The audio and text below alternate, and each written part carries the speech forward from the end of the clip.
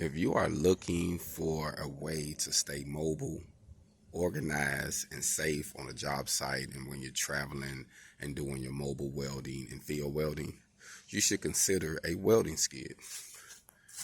We make these, they are optional. They can be horizontal and vertical. You can have your toolbox, all of your tools, your equipment, your reels, however you want your setup to be. You can design it personally and make it easier for you to get on and off job sites. Use your personal vehicle and turn it into a work vehicle, then turn it back into a personal vehicle. There's many things that you can do. If you want one personally built, they start off at $600, and that's the base model.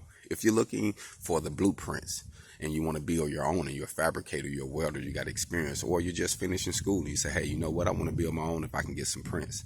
We sell the prints on our website for $100. You can visit the website at www.hogonwelding.com. That's www.hogonwelding.com, and you can be able to pick which one you want, or you can pick both. A lot of people get on there, they buy both of them just to have options. So wherever you at in the country, wherever you at, we can be able to make these accessible for you and can help you get on and off the job sites and be able to help you kill several birds with one stone.